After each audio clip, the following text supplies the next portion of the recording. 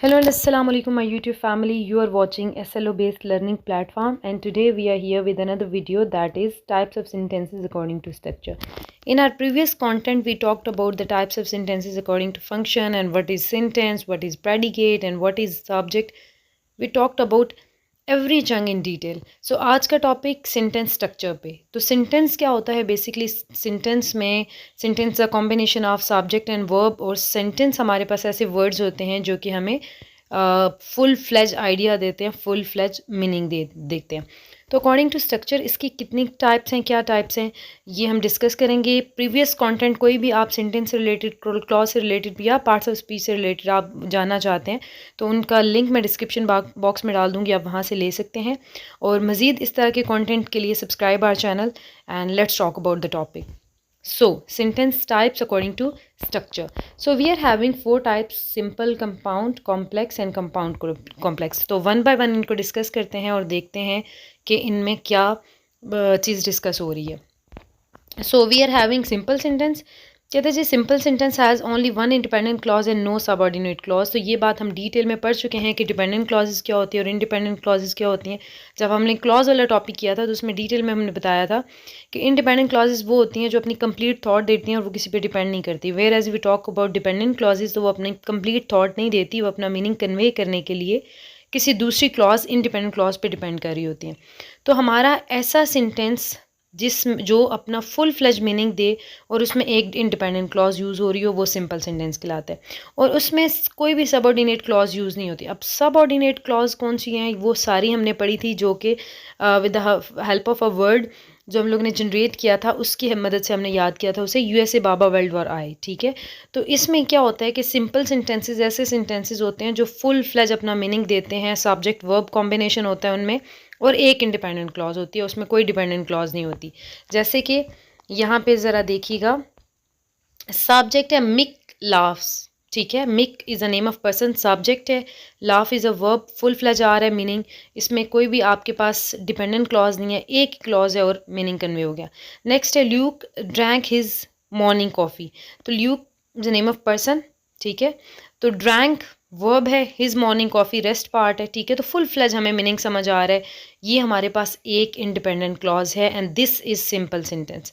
इसी तरह आप देखिएगा, the cat caught the mouse. अब हमारे पास इसमें द कैट सब्जेक्ट का रोल प्ले कर रही है, कॉट हमारे पास वर्ब है. ठीक है, and the mouse is our object.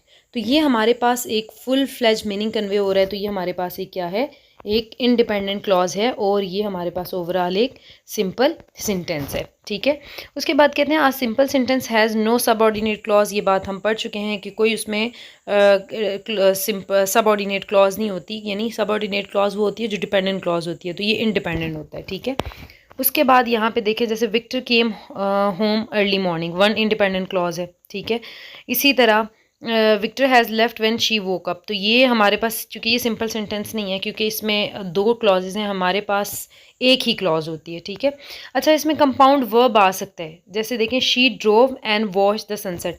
ये अब जो एंड कंजक्शन हुई है फैन वॉइस में से, कोऑर्डिनेटिंग कंजक्शन है, तो ये हमारी दो क्लॉजेज के दरमियान नहीं बल्कि दो वर्ब्स के दरमियान यूज़ हुई है. तो ये भी हमारे पास सिंपल.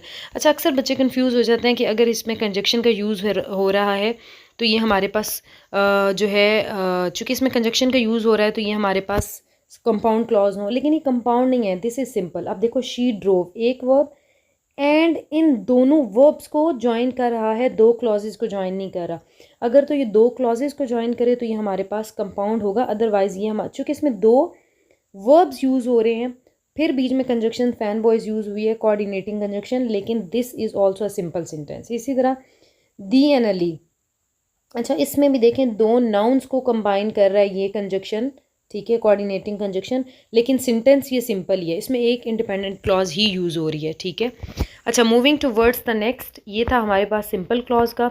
नेक्स्ट बात कर लेते हैं कि नेक्स्ट हमारे पास है कंपाउंड. कहते हैं compound sentence consist of two independent clauses joined together by a comma and a coordinating conjunction.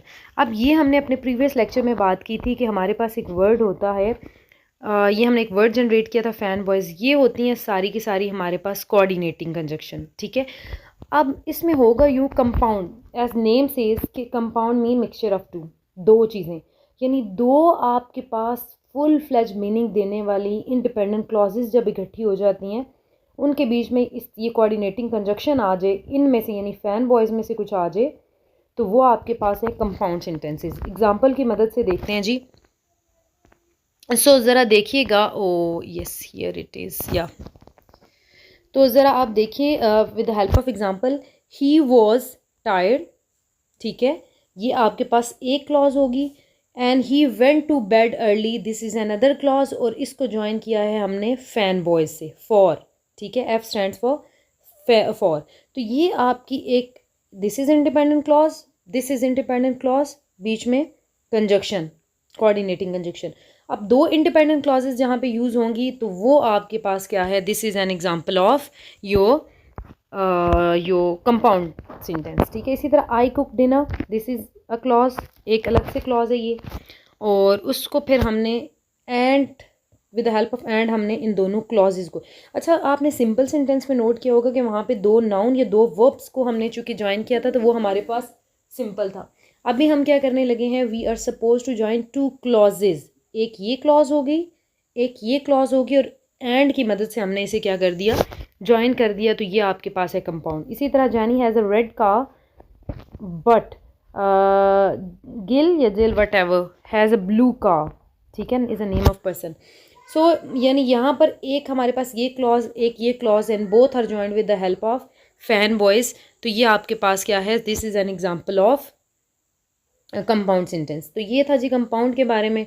इसी तरह ये कंपाउंड की एक और दो एग्जांपल्स देख लेते हैं कि I drink a T, this is independent clause, ठीक है, ये वाली इंडिपेंडेंट क्लॉज है। अब ये फैन बॉयज़ यानी सब कोऑर्डिनेटिंग कंजक्शन बीच में आ गई, but and they drink coffee, यानी I drink green tea and they drink coffee, तो ये दो अलग इंडिपेंडेंट क्लॉजेस थी, उनको ज्वाइन कर दिया किसने, उनको ज्वाइन कर दिया जी, ज्वाइनिंग मेथड है इनका, और ये फैन बॉयज़ ने इनको ज्वाइन कर दिया, ठीक है। सो नेक्स्ट देख लेते हैं जी, देन हमारे पास आ जाता है कॉम्प्लेक्स। तो कॉम्प्लेक्स में ये होता है, कॉम्प्लेक्स सेंटेंस ऐसा होता है जिसमें एक डिपेंडेंट क्लॉज होती है, एक आपके पास डिपेंडेंट क्लॉज, एक इंडिपेंडेंट क्लॉज, और आपकी जो डिपेंडेंट क्लॉज है, dependent clause will start from your subordinating conjunction, ठीक है, ये हमेशा आपकी जो सबऑर्डिनेटिंग कंजक्शन है उससे स्टार्ट हो रही होगी, जैसे व्हेन, ठीक है, यानी एक क्लॉज आपको फुल मीनिंग देगी और दूसरी फुल मीनिंग नहीं देगी। जैसे कि यहाँ पे एग्जांपल में देखिएगा, when the cake is brown, अब व्हेन हमारे पास क्या है, व्हेन हमारे पास सबऑर्डिनेटिंग कंजक्शन है, ये independent, when the cake is brown, तो here there is a question in your mind कि फिर क्या, when the cake is brown, उसके बाद नेक्स्ट स्टेप क्या, तो अगली हमारी क्लॉज जो है वो क्या, remove it from the oven, this is independent whereas this is dependent. तो जहाँ पर एक डिपेंडेंट और एक इंडिपेंडेंट होगी वो आपके पास क्या है, this is an example of complex sentences, और कॉम्प्लेक्स सेंटेंसेस जो है उनमें सबऑर्डिनेटिंग कंजक्शन मस्ट होगी, ठीक है। अच्छा, अब ये कोई हार्ड एंड फास्ट रूल नहीं है कि यही क्लॉज आपकी पहले आएगी, आपकी ये क्लॉज भी पहले आ सकती है, जैसे remove it from the oven when the cake is brown, ठीक है।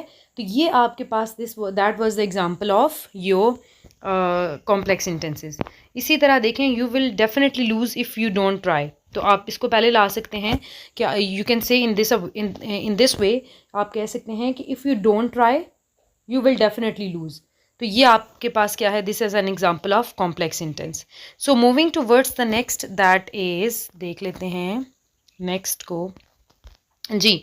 नेक्स्ट आ जाता है जी कंपाउंड कॉम्प्लेक्स, यानी यहाँ पर compound complex, what does it mean, कि ये वाला जो हमारा सेंटेंस स्ट्रक्चर है, this is basically an amalgamation of compound and complex, यानी इसमें कंपाउंड भी होगा और इसमें कॉम्प्लेक्स सेंटेंस भी होगा, यानी दोनों की क्वालिटीज़ पाई जा रही हैं। तो देख लेते हैं जी कैसे ये वर्क करता है। कहते हैं इसमें has at least to independent clauses and one dependent, यानी दो इंडिपेंडेंट क्लॉजेज होती हैं इसमें और एक डिपेंडेंट क्लॉज होती है। जैसे आई वेंट टू ग्रोसरी, ये एक इंडिपेंडेंट क्लॉज, बीच में जी फैन बॉयज़ आ गया, यानी कोऑर्डिनेटिंग कंजक्शन भी आ गई।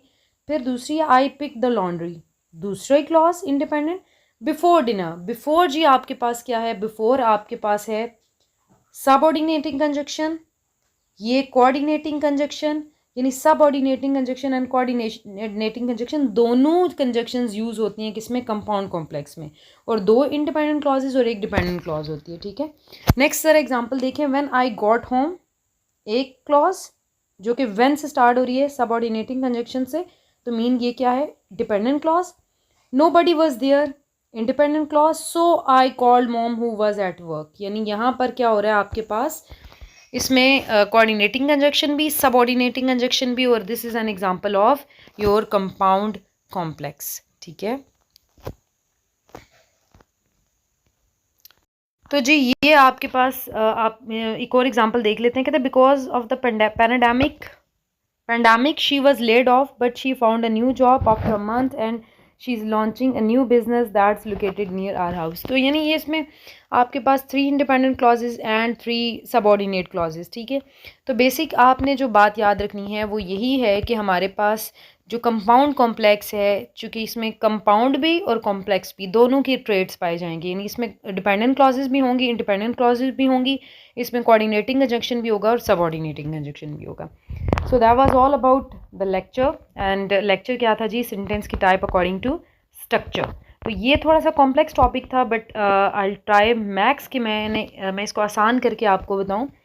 Thank you so much for watching. Channel को सब्सक्राइब करना ना भूलिएगा, और इस तरह का मज़ीद कंटेंट आपको इस चैनल पे मिलता रहेगा। हाजिर होते हैं नेक्स्ट वीडियो के साथ। Till then take care and अल्लाह हाफिज़।